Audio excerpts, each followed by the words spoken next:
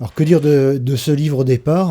On pourrait, je pense, partir d'un constat, c'est qu'on connaît finalement assez mal la pensée politique de Robespierre.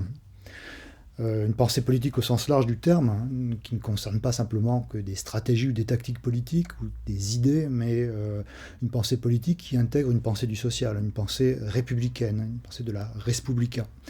On connaît mal la pensée républicaine de Robespierre parce que finalement, même dans les biographies d'ailleurs, on s'intéresse essentiellement à ce qui a été c'est le propre des biographies au demeurant, ce qui a été son existence, enfant, les différents événements, plutôt qu'on ne fouille de manière un peu approfondie dans ses idées.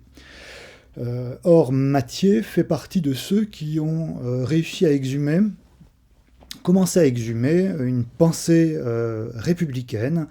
On pourrait qualifier d'une grande richesse, une pensée républicaine à partir de laquelle il tente, lui, Mathieu, donc il est né en 1874, il meurt en 1932, donc dans ce temps-là de la Troisième République, Mathieu essaye de voir en quoi la pensée républicaine de Robespierre pourrait être efficace pour penser la République française et pour penser plus largement le socialisme, parce que Mathieu voit dans cette pensée républicaine démocratique de Robespierre une pensée qui est d'abord sociale, une pensée qui est une pensée socialiste, et au-delà de la pensée, une politique socialiste. Donc, éditer ces textes de Mathieu, c'est, à mon avis, combler une lacune, dans la mesure où il n'y a pas, il y a déjà eu des éditions de textes de Mathieu autour de Robespierre, mais il n'y a pas disponible aujourd'hui ce qui serait cette compilation de textes permettant de se diriger dans une pensée dont on peut dire qu'elle est aujourd'hui encore, celle de Robespierre donc, et celle de Mathieu derrière, toujours aujourd'hui efficace pour essayer de rentrer dans nos impasses républicaines, dans un monde que l'on subit et dont on ne comprend plus véritablement les fonctionnements. Voilà. Donc c'est à la fois un livre qui permet de rentrer dans l'histoire, de rentrer dans l'histoire d'une pensée révolutionnaire, celle de Robespierre, et c'est également un livre qui nous permet d'ouvrir, ou en tout cas d'essayer d'interroger la République telle qu'elle ne fonctionne pas aujourd'hui. Voilà. Alors, Mathieu, qu'est-ce qu'il est? Mathieu, c'est un historien de la Révolution française dans une première génération d'historiens de la Révolution française qui est véritablement spécialisé dans les études révolutionnaires. C'est un élève d'Alphonse Sollard, mais il faut savoir que à la fin du XIXe siècle, l'université et l'histoire professionnelle se constituent petit à petit et on n'a pas nécessairement besoin d'avoir fait une thèse à la fin du 19e, au début de la Troisième République, disons grossièrement, on n'a pas besoin d'avoir fait une thèse en histoire de la Révolution française pour occuper un poste des études révolutionnaires. Alphonse Sollard, quand il a la première chaire d'histoire de la Révolution française à la Sorbonne en 1889, là, alors qu'il a fait sa thèse sur Léopardi, donc sur un poète italien du début du 19e siècle, mais il a par ailleurs écrit deux volumes sur les orateurs de la Révolution française, donc dans le cadre de ses spécialités littéraires, l'art oratoire, et il a ce poste en 1889, au moment du centenaire de la Révolution française, qui est cette chaire qui est créée par la municipalité parisienne, qui est une municipalité radicale à l'époque, et Hollard est proche des radicaux, il a cette thèse parce qu'il est proche des radicaux. Il a une chaire qui est politique. D'abord, et il va développer une histoire de la Révolution française et une pensée de la République qui est en accord finalement davantage avec cette dimension radicale de la République qu'il connaît que du côté de l'érudition. Même si par ailleurs, avec le centenaire, il va être de ceux qui vont publier énormément de sources. Donc avec Hollard, on est dans une première génération d'historiens de la Révolution française qui est très liée en fait à la reconstruction de l'idée républicaine, à la reconstruction d'une Révolution française adaptée à cette idée républicaine que l'on fabrique sous la Troisième République, et qui lui-même le dit d'ailleurs, guide plutôt ses lectures par les enjeux politiques que par les enjeux d'érudition.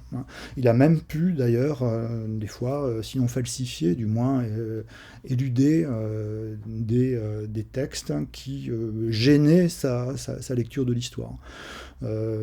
Et dans cette idée de la République qui se constitue alors, il y a un personnage qui ne doit pas apparaître, qui doit apparaître comme finalement un faux républicain, qui est Robespierre. Robespierre était exclu du nouveau récit, cette histoire de la Révolution française qu'on fabrique et qui doit être en adéquation avec cette troisième République qui se constitue. Voilà. Et Mathieu, la génération d'après, va être une génération qui sera, dans les études révolutionnaires proprement dites, il va faire sa thèse sur la théophilanthropie, donc sur des cultes qui se développent, des cultes républicains qui se développent sous le Directoire.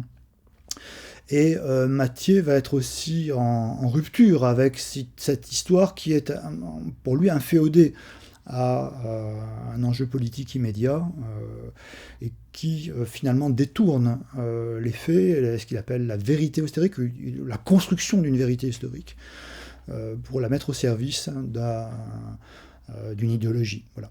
Donc il y a deux générations entre Hollard qui est le maître de Mathieu, comme il l'appelle, qui est celui qui forme Mathieu, et Mathieu lui-même, un décalage qui est à la fois un décalage dans le rapport à l'histoire et un décalage également dans le rapport aux politiques. Alors, pourquoi faut-il évincer Robespierre ? Parce que Robespierre est à l'époque l'image du curé, l'image du grand pontife, de l'être suprême. Un Robespierre qui est donc entaché, sinon de catholicisme, du moins de cléricalisme, à un moment où la République va exister dans le discours de Gambetta, dans les discours en général des opportunistes. La République va exister par opposition à la monarchie et par opposition à ceux qui l'incarnent, c'est-à-dire le clergé, qui de fait est largement instrumentalisé, la religion est largement instrumentalisée par les royalistes, les monarchistes de l'époque. Donc le camp républicain se construit non pas sur des rapports de classe du tout, mais se construit au début de la Troisième République sur l'opposition au cléricalisme.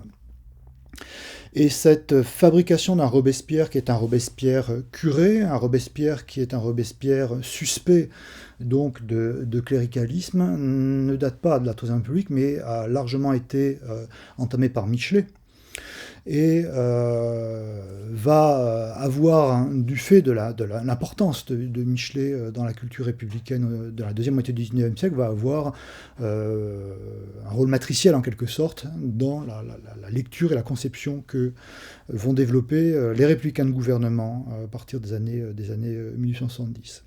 Et donc paradoxalement, on va avoir une République et Hollard, qui est derrière son grand historien, son historien officiel, on va avoir une République et Hollard qui fabrique une révolution française qui n'est pas absente de Robespierre, mais dans laquelle Robespierre, qui aujourd'hui incarne en grande partie cette révolution, dans laquelle Robespierre est un individu qui, si on suit ce que dit Hollard, un médiocre, un assassin, et un pontife qui pense d'abord à arriver en politique avant d'être quelqu'un qui sert en quelque sorte des principes révolutionnaires. Le grand héros de la Troisième République, ça sera Danton. Donc on va fabriquer comme personnage emblématique de la République, Condorcet également, mais pas Robespierre. Robespierre est le personnage secondaire.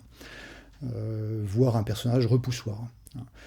D'autant plus repoussoir qu'il y a la Commune de Paris, 1871, et que pendant la Commune de Paris, des acteurs, des communards, pas tous, parce que tout le monde n'est pas d'accord sur cette figure de Robespierre, mais un certain nombre d'acteurs vont remettre en avant également cette pensée de Robespierre, renouant là encore avec ce qu'avait été une pensée républicaine dans les années 1830-1840, où Robespierre est un modèle politique très actuel pour eux, très efficace pour penser la commune, penser une république décentralisée, une république qui est organisée à cet échelon-là, et une république qui est fondée sur des principes sociaux avant d'être une forme de gouvernement. Et bien sûr, la République, troisième du nom, quand elle se fonde sur le massacre de la Commune de Paris, elle ne peut pas apparaître comme prêtant le flanc à ce discours-là et à cette vision-là de la Révolution française. Il lui faut une révolution française qui rassemble son camp donc autour de l'anticléricalisme et qui rassemble au-delà autour d'une révolution pacifiée en quelque sorte, hein, qui va permettre d'englober en quelque sorte les Français, la nation. Hein. Le grand drame de la République, disent-ils, ou de la France, avec la défaite de 1870, c'est son incapacité, pour l'instant, la France, à exister en tant que nation. Et c'est son histoire, disent-ils, qui a fabriqué des Français qui se détestent les uns les autres.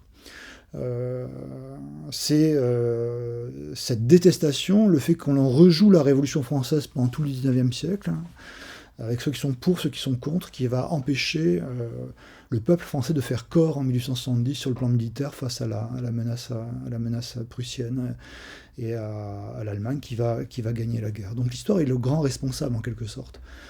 En 1871 de la défaite. Et cette histoire est une histoire qui a toujours rejoué la Révolution française comme un champ de bataille qui n'était pas clos. Et remettre Robespierre dans ce champ de bataille, ou le remettre dans cette histoire-là, c'est finalement réaviver les plaies, en quelque sorte. Mettre devant quelqu'un qui est emblématique des tensions de la Révolution française, qui est emblématique de la terreur.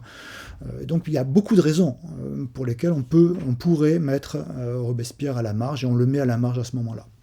Donc c'est de cette histoire qu'hérite Mathieu quand il est l'élève de Hollart, et d'un contexte dans lequel, encore une fois, Robespierre est très très très marginalisé. Paradoxalement, on a finalement un consensus anti-robespierriste, en quelque sorte, qu'ils viennent du camp conservateur ou qu'ils viennent du camp républicain. Chez les conservateurs, on a les mêmes propos qui sont tenus, dans lesquels Robespierre est un médiocre, un personnage finalement frustré, qui est un raté de province, hein, qui pouvait peut-être briller quand il faisait quelques discours dans les académies à Arras, mais qui, étant confronté aux États généraux et à l'Assemblée à plus fort que lui, va être le plastron de l'Assemblée, comme l'appelle Hollart, va se ridiculiser, et va en concevoir une amertume telle, hein, qu'il ne se pensera que dans la vengeance par la suite. Et c'est ce personnage médiocre, frustré, incapable de construire une pensée cohérente qui va finalement produire cette terreur et cette république qui va manger ses enfants. Donc Danton est mis en avant parce que Danton est à la fois celui qui représente la victoire, de l'audace, encore de l'audace, toujours de l'audace. Il représente donc une radicalité républicaine et en même temps est une victime de la terreur. Donc il convient assez bien pour exister à la fois sur le plan historique, hein, et sur le plan politique. Hein. C'est le moment où, pour le centenaire de la Révolution française, on va ériger la statue de Danton à Paris, et c'est ce Danton, encore une fois, de la victoire, hein, qui est mis en avant. Cette idée de la République qui met à distance Robespierre, si on la fait remonter encore plus loin dans le temps, c'est celle des Thermidoriens également.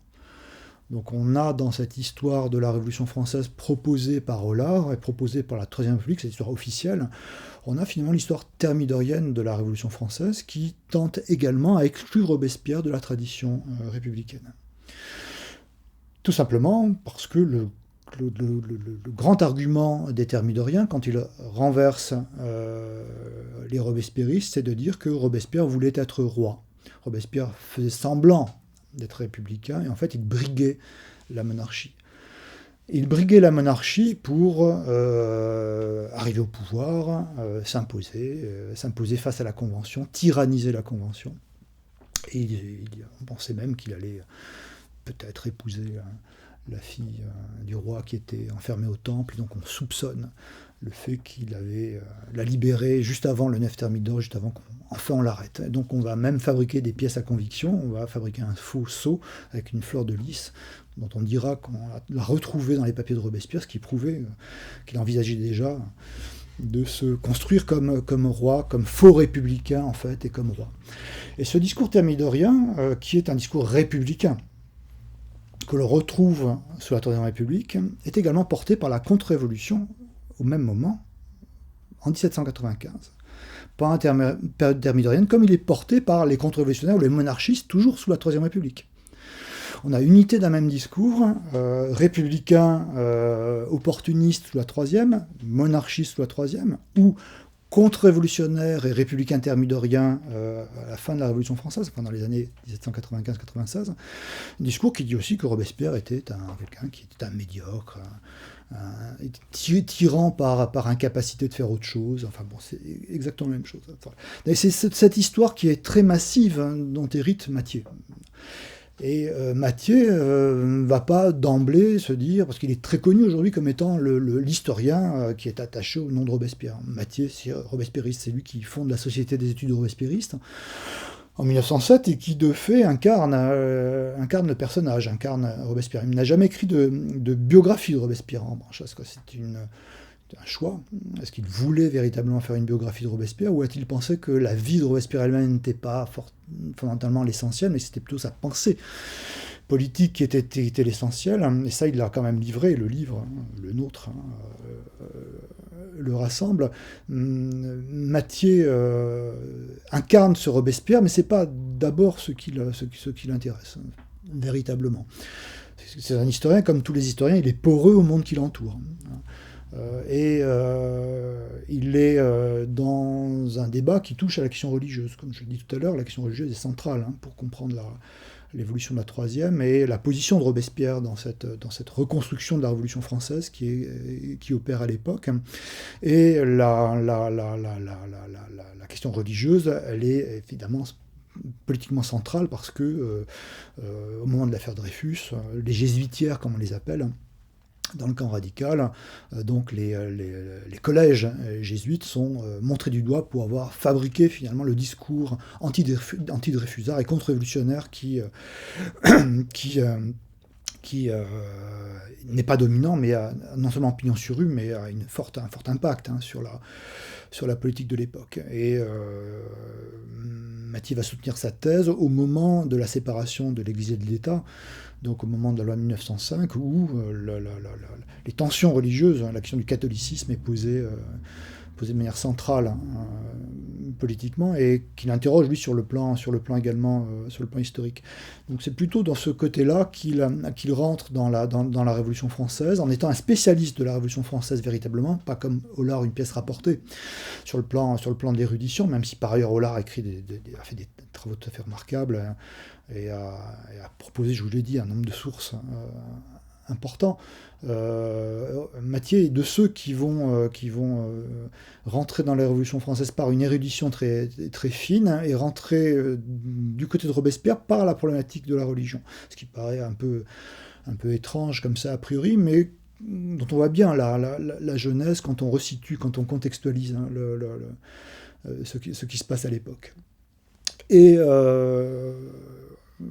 il montrera, entre autres, que le culte de l'être suprême n'est pas une volonté aberrante d'un tyran qui consisterait à installer un culte de la personnalité et qui serait adapté finalement à la posture du nouveau roi, qui serait l'incarnation d'un dieu pratiquement sur Terre, à l'image du roi absolu, mais que les cultes républicains ou les cultes à l'être suprême, ce sont des cultes qui se diffusent dans la Révolution française très tôt, en fait, et que le culte tel qu'il va être mis en œuvre en 1794 n'est que la formalisation, la légalisation, quelque sorte de pratique qui viennent finalement de la base, qui viennent de la population elle-même.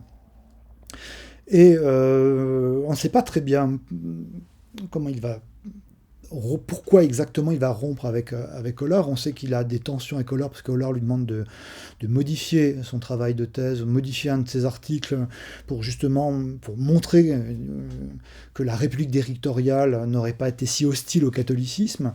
Et Mathieu montre qu'elle était hostile. Donc il y a un conflit entre Hollard et Mathieu sur les travaux de Mathieu, pour que ces travaux soient mieux adaptés au contexte politique, ne pas trop montrer une république hostile à la religion. Donc on sait que Mathieu rompt à ce moment-là avec Hollard, mais pourquoi va-t-il rompre en mettant en avant la figure de Robespierre et fonder la Société des études robespierristes?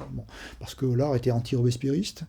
En tout cas, c'est ce que l'on constate. On constate que Mathieu met en avant la figure de Robespierre alors que Hollard mettait en avant celle de Danton et va développer un travail d'érudition pour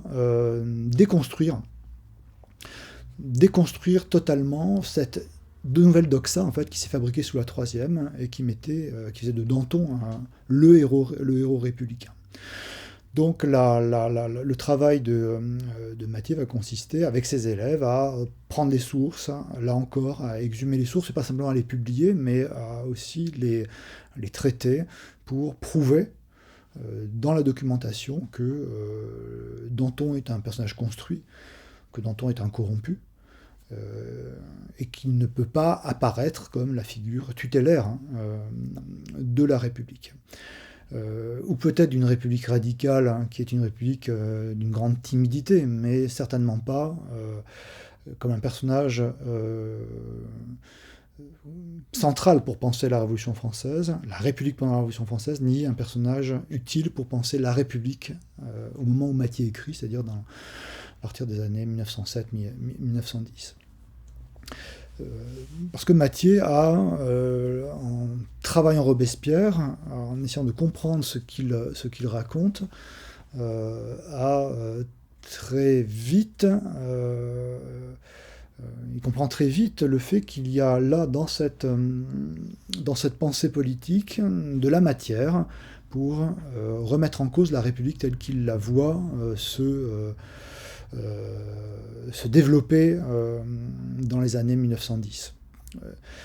C'est le moment où Clémenceau va devenir le fusilleur. C'est le moment où la répression des grèves est massive. C'est le moment également où émergent des mouvements socialistes qui s'organisent et deviennent des forces politiques importantes. Et c'est le moment où la question de la République peut être pensée ou pas avec la question socialiste. Une question qui était posée par Jaurès. Mathieu est assez proche de Jaurès parce que justement il essaye de tenir ensemble, de penser ensemble la question républicaine et la question socialiste, même s'il n'est pas forcément en accord avec Jaurès sur toutes ces interprétations.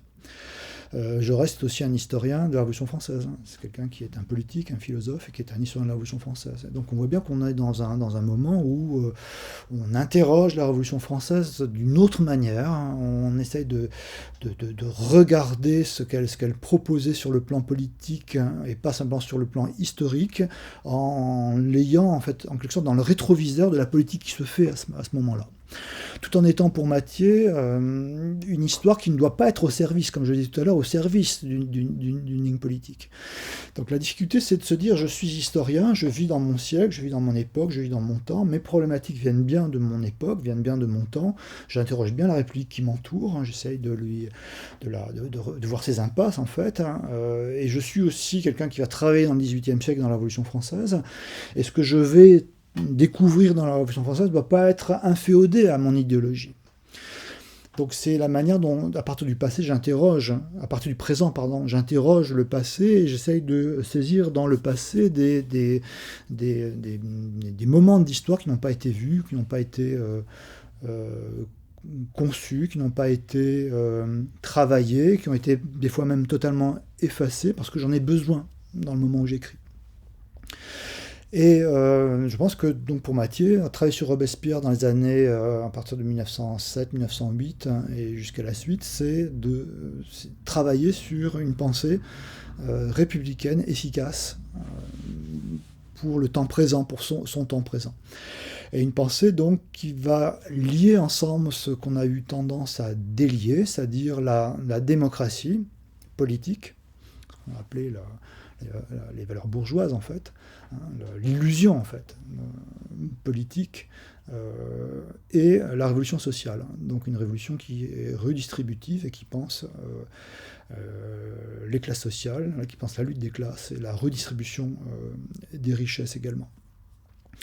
Avec ce qui pourrait être en quelque sorte l'image standard que l'on véhicule à son époque, c'est qu'il y aurait une révolution politique qui serait finalement inefficace, au service simplement des valeurs bourgeoises et qui mettrait sous le tapis la question sociale, et de l'autre une question sociale qui ne pourrait être résolue que par un gouvernement fort, révolutionnaire, hein, au sens où il serait imposé par une forme dictatoriale, hein, comme on le dit à l'époque, hein, la dictature du prolétariat, hein, qui va être la ligne politique qui va être suivie par un certain nombre de socialistes à ce moment-là. Et Mathieu est de ceux qui essaient de tenir les deux ensemble, dire de tenir à la fois une révolution sociale et démocratique. Mais pas forcément une démocratie qui est pensée comme bourgeoise, hein, et qui se limiterait effectivement à voter et à attendre que les choses se passent. Et s'il ne la pense pas uniquement comme bourgeoise, à limiter un droit de vote, c'est parce qu'il travaille la Révolution française et qu'il voit qu'une démocratie dans la Révolution française ne se pense pas de cette manière-là. Que dans la Révolution française et dans la pensée de Robespierre, la démocratie ne peut pas être dissociée de l'idée républicaine d'une part, et que l'idée républicaine ne peut pas être dissociée de l'idée du droit à l'existence. L'idée que chacun doit avoir une existence digne, et que ça implique un certain nombre de contraintes, de lois, pour faire que cette existence digne puisse effectivement être mise en œuvre. Mathieu est dans la prémisse. Il commence à comprendre cette conception de Robespierre et des robespierristes, mais il ne va pas aller jusqu'au bout. Il va mourir assez jeune, en fait. Il va mourir en 1932, il doit avoir 58 ans, je crois. Et ne va pas pouvoir développer véritablement sa réflexion, qui va être laissée de côté par la suite. Hein. C'est une piste qui ne sera pas suivie par l'historien de la Révolution française, mais qui va permettre à une autre génération d'historiens, à partir des années 1980, de retravailler ce qui avait été laissé finalement en jachère, et permettre donc de nouveau essayer de comprendre ce qui se passait dans cette interprétation de Mathieu. Ce qui est intéressant, c'est que ça revient, les éditions critiques s'intéressent, c'est le deuxième volume qu'elle publie sur Mathieu, la Révolution française. Le premier était consacré au texte de Mathieu sur Révolution française et Révolution russe, là sur les textes de Robespierre. On voit que nous sommes dans une époque où la pensée de Robespierre, ou la pensée républicaine, hein, qui se forge au XVIIIe siècle, a, comme pour Mathieu dans les années 10, 20, 30, hein, du sens aujourd'hui. Et que, comme Mathieu se demandait, mais quelle est cette République que je vois autour de moi, qui se nomme République et qui est bien loin du modèle de la première, hein, on est aussi dans une époque où on dit, mais quelle est cette République cinquième du nom qui est si peu républicaine en fait, hein, et quelles sont les valeurs républicaines et sur quoi on aurait fondé une nouvelle pensée républicaine aujourd'hui. Voilà. Donc il y a comme ça on est dans une phase, hein, l'histoire fonctionne souvent par phase, on est dans une phase où réémerge, je pense, une idée de la République portée par Robespierre, mais également portée par Mathieu. On serait dans le troisième temps, en fait. Hein, on aurait un temps qui est qui mettrait en avant cette idée républicaine qui a longtemps été perdue de vue. En fait, ce ne serait pas le troisième, ce serait plutôt un autre temps, un quatrième temps, parce que Mathieu explique que cette vision de Robespierre, cette vision de la République sociale, une République qui est pensée comme démocratique et sociale, a déjà été mise en avant par des républicains, mais pas ceux de la Troisième République, mais ceux qui vont faire la Révolution de 48. Et donc une République à la fois démocratique, sociale, portée d'ailleurs par des républicains qui à l'époque sont souvent catholiques, souvent chrétiens, souvent religieux. Donc Mathieu n'est pas le premier à avoir fait réémerger l'idée de république telle que les robespierristes peuvent la porter, puisqu'il y a une autre génération qui l'avait mise en avant, qui est la génération des années 1830-1840. Et Mathieu y fait référence. Donc on aurait la République première du nom, pendant la Révolution française, on aurait les républicains des années 1830-1840 qui vont donner, pas la Deuxième République, parce que la Deuxième République sera finalement une République qui va nier cette vision républicaine-là, mais en tout cas les républicains qui portent une certaine idée de la République dans les années 30-48, 1830-1848, sont aussi dans cette approche d'une République démocratique et sociale.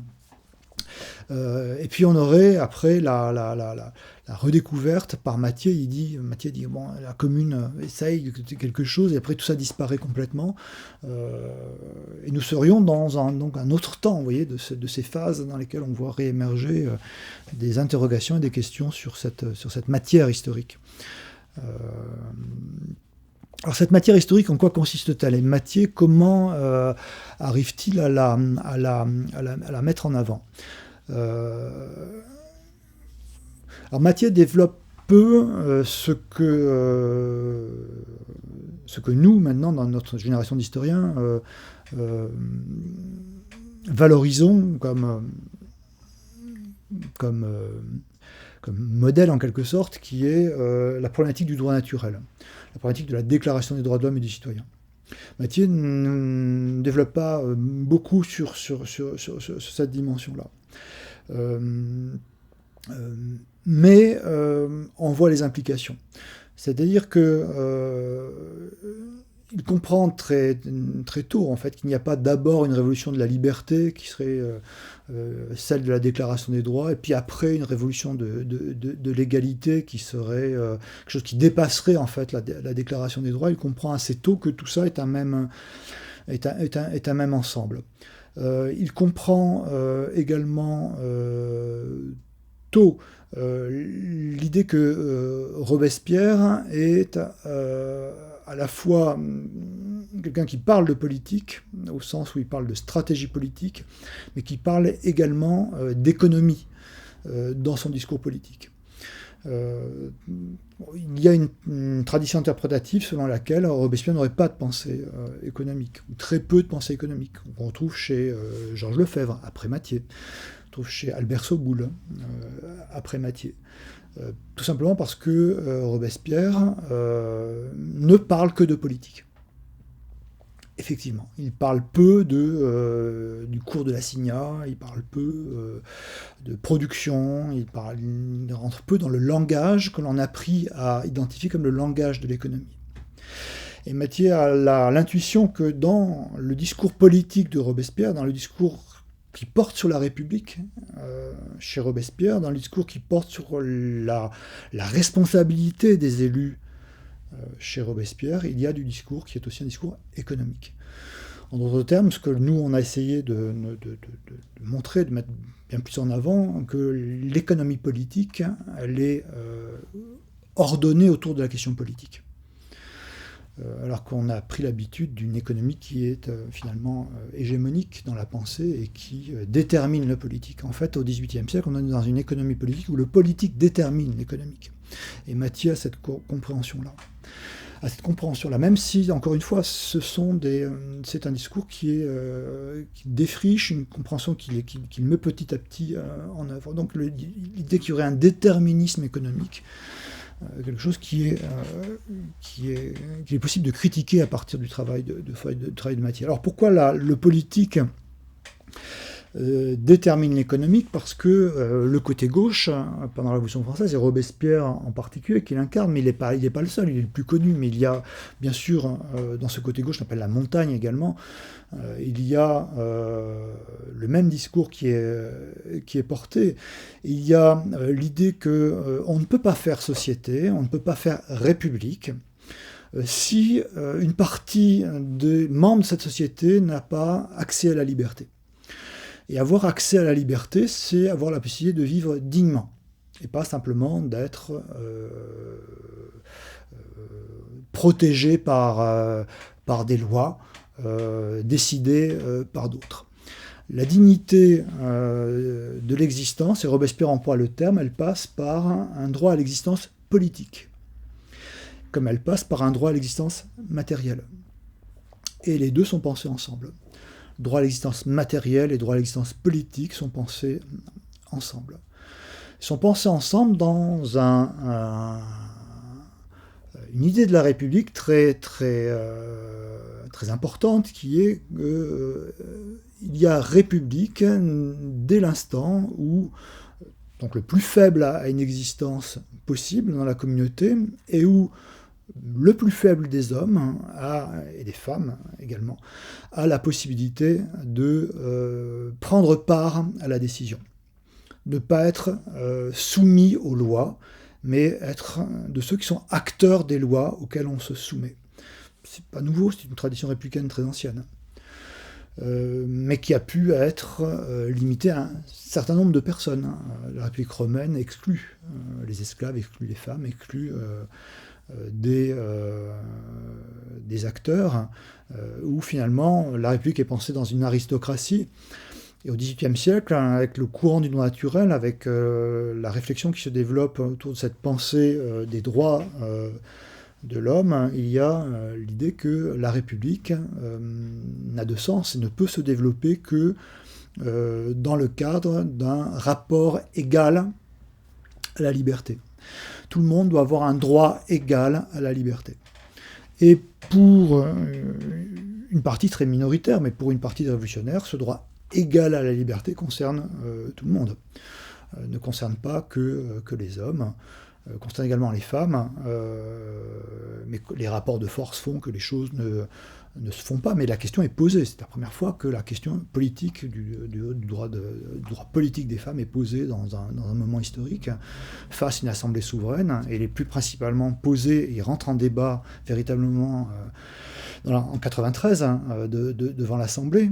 Ça ne fonctionne pas, il n'y a pas non plus de choix dominant des femmes à l'époque pour se porter du côté du droit de vote, par exemple. En revanche, elles se battent beaucoup pour porter la cocarde, pour porter les armes, pour leur droit d'intervenir dans la place publique, pour leur droit d'intervention dans des sociétés populaires. Ça, c'est quelque chose qui compte. Des femmes militantes sont très revendicatrices de ce point de vue-là. L'accès au vote lui-même n'est pas quelque chose qui est porté massivement, mais en tout cas, on est dans une dynamique politique qui fait que ceux qui n'ont pas la parole, ceux qui ne pouvaient pas exister avant, existent. Et pourquoi doivent-ils exister? Parce qu'ils sont le souverain, ils sont le peuple souverain. La question de la souveraineté politique, la question de savoir qui porte en droit le pouvoir politique est une problématique centrale, parce que c'est une problématique qui implique des choix, et des choix qui sont impératifs sur le mode d'organisation politique que l'on va mettre en œuvre. Le souverain décide. Le souverain donne mandat à ses mandataires de faire des choix qu'il ne peut pas faire lui-même directement, parce que tout le monde ne peut pas faire la loi. Robespierre dit le peuple est le souverain, mais il ne fait pas les lois directement. On est dans une fiction en quelque sorte. Ça veut dire qu'il faut qu'il ait les moyens de contrôler ces lois. Et contrôler ces lois, ça veut dire contrôler des lois qui vont dire quoi? Contrôler des lois qui vont permettre à tous d'exister politiquement, mais également d'avoir une existence digne, que chacun puisse exister, ne serait-ce que matériellement. On ne peut pas avoir une existence digne si on est un esclave au sens politique du terme, et si on est aussi un esclave au sens matériel du terme. Il ne faut pas dépendre des autres, dépendent d'un rapport privé pour avoir un droit à l'existence. Ce droit à l'existence est un droit de tous, et donc il est un rapport social. L'existence de tous, une existence digne, est une question politique, pas une question qui doit être laissée au marché, qui doit être laissée à l'économie. Et donc c'est un choix politique collectif qui fait qu'on prend la décision de limiter ou d'intervenir ou pas sur des rapports économiques ou sur des productions, très concrètement. Donc, quelle est la pensée de la montagne et quelle est la pensée de Robespierre? La pensée de la montagne de Robespierre, c'est de donner ou de construire un cadre politique, normatif, dans lequel la question économique va être soumise à des choix politiques, il ne va pas être laissée au marché. Lorsque ces choix économiques mettent en jeu les questions qui sont des questions vitales. Donc la possibilité de travailler, la possibilité de se nourrir. Aujourd'hui, c'est un peu comme si on disait le type d'alimentation, la santé, tout ce qui est vital pour l'existence humaine ne peut pas être laissé au marché. Tout simplement parce que laisser au marché l'alimentation, la médecine, c'est rentrer dans une logique de profit, une logique qui va permettre d'exclure des personnes d'une alimentation ou de la santé, et donc c'est quelque chose qui est anti-républicain. C'est impensable dans un cadre républicain tel qu'il est conçu par Robespierre au XVIIIe siècle. Et c'est ça que Mathieu commence à comprendre. Alors il ne va pas développer tout ça, il ne va pas arriver jusqu'au bout de cette pensée-là, mais il va commencer à tricoter des liens entre le politique et le social. Il va commencer, alors il est dans les hésitations, les textes qui sont publiés sont des textes chronologiques. Dans la chronologie de la Révolution française, c'est la présentation de l'ouvrage pour que quelqu'un qui n'ait pas en tête tous les événements de la Révolution française puisse suivre la chronologie du récit. Mais en revanche, ce qu'il ne faut pas oublier, c'est que Mathieu produit ses textes dans des moments différents. Et qu'il tâtonne, qu'il trouve des choses, qu'il réfléchit, qu'il revient en arrière, qu'il y a des événements qui interviennent, qu'il y a la Révolution russe, qu'il y a énormément de choses, qu'il y a la Première Guerre mondiale, qui font que son point de vue avance, revient un peu en arrière, il reprend un fil, il avait mis des choses un peu à chauffer dans le coin, et puis de nouveau il le retravaille. Donc on n'est pas dans une pensée qui est un texte qui est d'un tenant, qui est abouti et qui est fluide. On voit aussi derrière ce travail-là l'hésitation de l'historien. C'est aussi l'intérêt de l'ouvrage, c'est de montrer comment travaille un historien. Comment travaille un historien, comment il démonte les a priori, comment il démonte les faits, comment il reconstruit l'événement, comment il donne au lecteur des preuves. Il y a de nombreux textes dans l'ouvrage qui expliquent, où Mathieu montre bien à quelqu'un qui ne sait pas ce que c'est que le travail d'un historien, ce qu'est le travail d'un historien. Donc Mathieu commence à comprendre cette dimension-là qui est très novatrice en fait, parce que quand on regarde la masse, encore aujourd'hui, des ouvrages qui sont produits sur la Révolution française, on ne mesure pas l'enjeu économique de cette question républicaine. On a encore tendance à dissocier le politique et l'économique. On est même, je dirais, dans un monde où l'économie a pris le devant. Et où ce qui génère du politique, c'est l'économie. Laissons le marché faire, et nous aurons finalement une régulation des rapports sociaux qui va générer une régulation politique. C'était déjà l'idée à l'époque, mais contre Robespierre, c'est l'idée de Condorcet. Condorcet développe une idée républicaine dans laquelle la République est générée par le marché. Les rapports de force, les tensions sociales vont être réglées par le marché, puisqu'il aura naturellement, c'est la mécanique des fluides, c'est le modèle que met en avant Turgot, qui est celui qui l'a formé. La mécanique des fluides, l'équilibre naturel des marchés fera que les fortunes seront égalisées, que les riches et les pauvres ont finalement le même intérêt au marché, et que les fortunes s'égaliseront. On a un horizon républicain qui est respecté, qui est l'horizon d'égalité entre les membres de la République, mais qui va se faire par l'économie, par le marché. Voilà. Et Robespierre et la montagne dit que c'est une vision complète, que le marché c'est le riche qui va dominer, et que donc le marché doit être guidé, encadré, par la loi, et que cette loi ne doit pas être simplement la loi des experts, la loi de ceux qui savent, la loi de ceux qui sont élus parmi les meilleurs, mais la loi de l'ensemble de la population, parce que l'ensemble de la population n'aura pas tendance à choisir exclusivement la voie des dominants, parce que les dominants sont les plus riches et qui vont prendre la voie, évidemment, qui va privilégier leur richesse. Et donc la démocratie, la souveraineté, c'est le fait d'ouvrir la régulation de la domination au plus grand nombre. Et donner au plus grand nombre la possibilité de contrôler si cette régulation existe ou pas. Donc le cadre, la règle qui va permettre de construire cette République, c'est la Déclaration des droits de l'homme et du citoyen. C'est celle qui est portée systématiquement par Robespierre et par le côté gauche. C'est pas ce que voit Mathieu, il le voit pas de manière déterminante, mais il le comprend. Parce que la Déclaration des droits de l'homme et du citoyen, c'est un contrat assez clair. C'est-à-dire que nous, les citoyens, avons passé ce contrat entre nous qui s'appelle la Déclaration des droits de l'homme et du citoyen. Et nous, citoyens, donnons à nos mandataires une mission, pas un contrat. D'un contrat, les deux parties sont à égalité. Là, il n'y a pas égalité. Donnant une commission, le terme de commissaire qui est employé à l'époque, une commission stricte à un mandat impératif à nos mandataires, qui est d'appliquer ce contrat, de mettre en œuvre ce contrat. Et ce contrat indique que chacun a un droit égal à la liberté. Et si vous mettez ce contrat en avant, ça veut dire qu'on ne peut pas laisser la nourriture, les marchandises, ce qui me permet de manger moi et les miens, ce qui me permet de travailler également, on ne peut pas laisser ça au marché, c'est pas possible. On peut laisser le superflu au marché. On peut laisser le luxe, pourquoi pas, au marché. Mais le reste est une propriété sociale commune. C'est le terme de Robespierre. Il dit que c'est une propriété commune à la société entière, ce qui permet de vivre dignement. Voilà. Alors c'est une position qui est minoritaire, tout le temps. Toujours minoritaire jusqu'au moment où les montagnards vont pouvoir créer une majorité au sein de l'Assemblée et gouverner jusqu'au moment où ils vont être arrêtés avec le 9 Thermidor. Et ça aussi, Mathieu comprend ce qui se passe dans ce qu'on a appelé, ce que les thermidoriens ont appelé, ce que l'historiographie va reprendre, on va appeler la terreur. Alors, la terreur, c'est une catégorie qui est une catégorie politique, fabriquée par les ennemis de la terreur. Et c'est une catégorie qui va devenir une catégorie historique, par laquelle on va désigner ce qu'on appelle de fait le gouvernement révolutionnaire. Donc les terroristes s'appellent gouvernement révolutionnaire entre eux, en quelque sorte.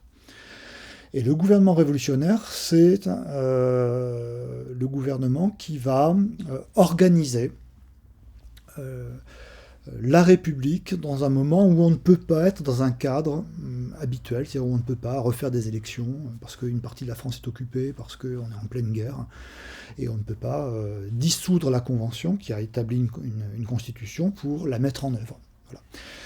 Si on met en œuvre la Constitution à ce moment-là, si on fait des élections, c'est la porte ouverte absolument à n'importe quoi, donc on n'est pas dans un cadre qui le permet. Donc il faut essayer de trouver une modalité d'organisation républicaine qui va permettre de garantir la liberté tout en ne mettant pas en place la constitution qu'on a votée, qui a été acceptée par le peuple et qui a pour fonction, elle aussi, de garantir la liberté. Donc comment faire pour organiser le territoire et la politique de telle sorte que la liberté soit garantie dans une situation de guerre civile et de guerre extérieure, et de décaler la mise en œuvre des élections, qui sera le même problème, le directoire aura le même problème. La régulation dans une situation de guerre civile, de quasi-guerre ou de guerre larvée, la régulation politique simplement, ils ne seront pas du tout dans le même choix que ceux de la montagne, ils seront dans un choix tout autre. Donc Mathieu comprend ça, comprend qu'on est dans une politique de la terreur, donc une politique du gouvernement révolutionnaire, qui doit être pensée comme une politique sociale. Mathieu voit dans le programme de la terreur, d'habitude donc on met du côté de la politique, la répression, la guillotine, il voit un programme social. Et il voit dans la répression même elle-même quelque chose qui est au service d'un discours social.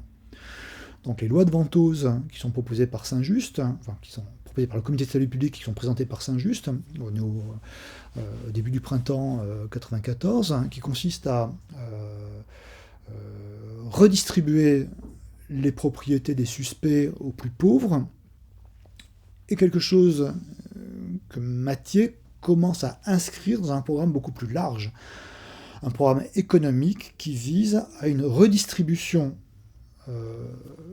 des propriétés et qui vise plus largement à la mise en œuvre d'une véritable révolution sociale à ce moment-là. Celui qui va lui succéder à la Société des études robespierristes, et dont on dit qu'il est l'héritier, qui est Georges Lefebvre, est en opposition avec Mathieu là-dessus. Il pense que les lois de Ventose n'ont jamais été appliquées, que c'était quelque chose qui servait simplement à rallier le peuple et qui était une illusion ou une stratégie. Donc il est en fort conflit avec Mathieu sur cette question-là, et par la suite on a effacé ces conflits pour dire qu'en fait il y avait une continuité. Non, tous les deux ne sont pas d'accord. Georges Lefebvre, comme Soboul, ne pense pas qu'il y a une véritable révolution sociale à l'œuvre chez Robespierre, parce que Robespierre, c'est l'incarnation de la révolution bourgeoise, donc il ne peut pas incarner véritablement une révolution sociale, ou simplement dans une stratégie qui permettrait de se rapprocher du peuple, qu'il va utiliser contre les Girondins et contre l'aristocratie. Bon. Or, Mathieu met complètement de côté cette interprétation-là. On n'est pas dans ce cadre bourgeois, on n'est pas dans le cadre d'une illusion, simplement une stratégie qui sert simplement à rallier le peuple. On est véritablement dans une révolution sociale qui doit être, encore une fois, pensée dans un cadre politique républicain tel qu'on le conçoit au XVIIIe siècle. Et dont on peut repenser la richesse aujourd'hui, puisqu'on continue à s'appeler République. Pourquoi ne pas revoir ce cadre dont on est censé être les héritiers, puisqu'on nous a appris tout ça dans la Première République, comme on pourrait le penser dans la Troisième ou dans la Cinquième aujourd'hui, puisque nous sommes les héritiers, toutes les écoles le diffusent, de ces valeurs républicaines. Prenons-le, on peut les prendre au sérieux, prenons-les au sérieux, prenons au sérieux la Déclaration des droits, puisque c'était la tête de notre Constitution. C'est pas le cas de la Troisième République, mais pour nous, c'est le cas. Et donc, le gouvernement révolutionnaire va organiser politiquement le pays de telle sorte que l'économie soit contrôlée politiquement par l'ensemble de la nation. C'est ce qu'on va appeler le maximum. Le maximum, ça veut dire qu'il va y avoir un cours maximum des prix. Et pour lutter contre l'inflation, Saint-Just rappelle qu'il faut aussi qu'il y ait un maximum des salaires à un moment donné, pour éviter que les prix se lâchent, comme c'est le cas depuis le début, et qu'on est dans une situation économique intenable. On est vraiment dans un discours économique, là, pour le coup, de lutte contre l'inflation. Et qu'il y aurait également un maximum pour les matières premières.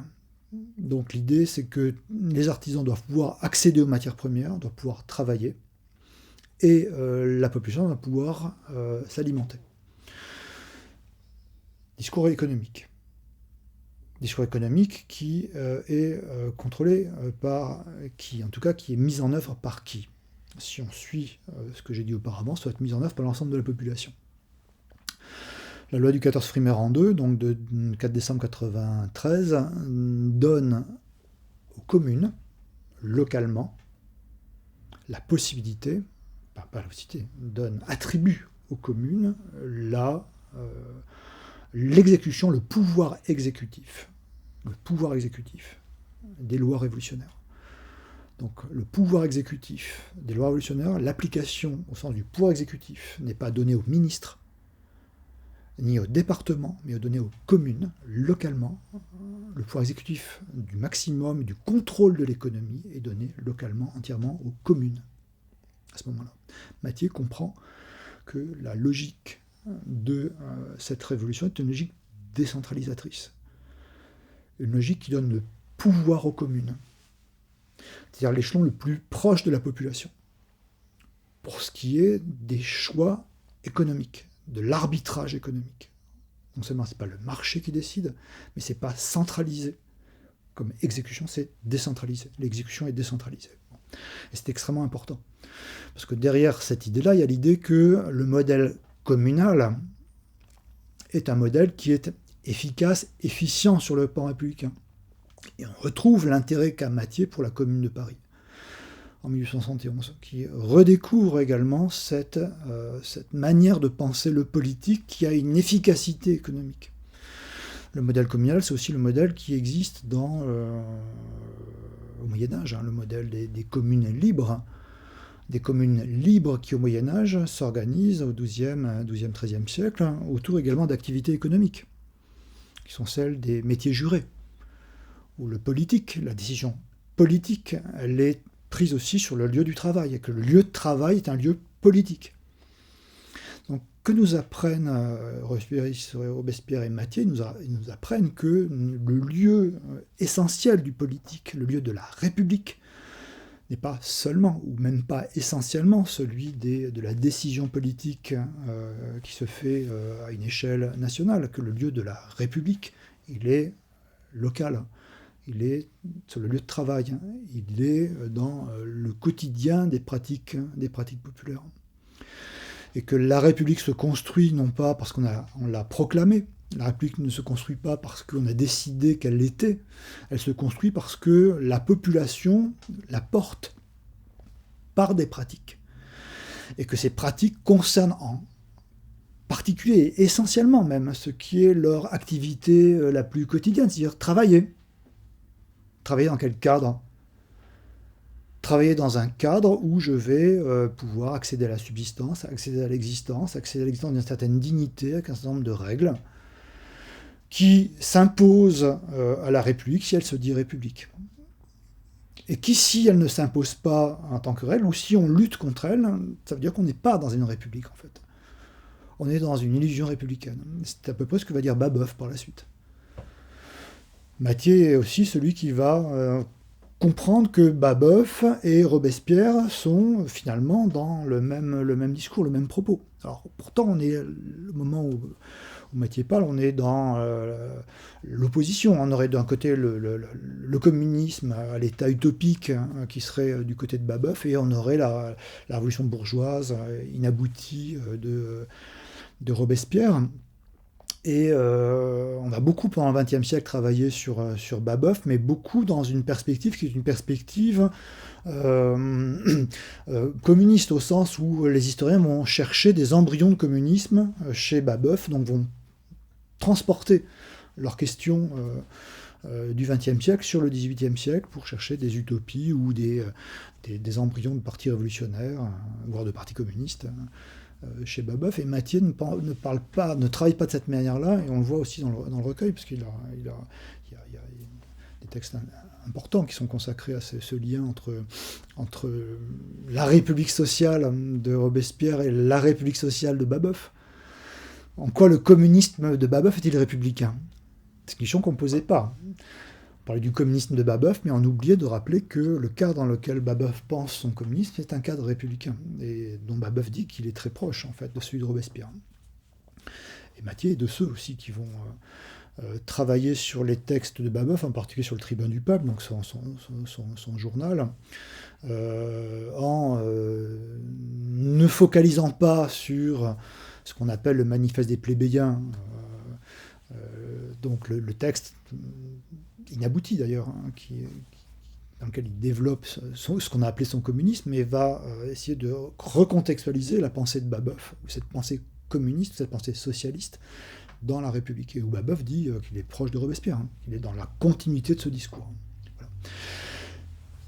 Et donc cette circulation qui se fait entre le politique et le social, il le saisit dans la Révolution française, dans le programme de Robespierre, il le saisit dans la proximité qui peut exister entre Robespierre et Babeuf, et dans la manière dont ce programme se rejoue dans les années 1830, où Buonarroti, qui est qui était proche de Babeuf et de Robespierre, qui va écrire l'histoire de la conspiration de Babeuf, va le rappeler, où Buonarroti continue à léguer cette histoire d'une république dont on a oublié finalement la nature, et qui va encore une fois apparaître difficilement en 1871, mais où Mathieu dit, voilà, à partir de 1871, toute cette tradition-là, toute cette pensée républicaine-là, a disparu, on est tombé dans des caricatures. On est tombé dans la caricature qui est celle d'un marxisme qui est obtus et qui voit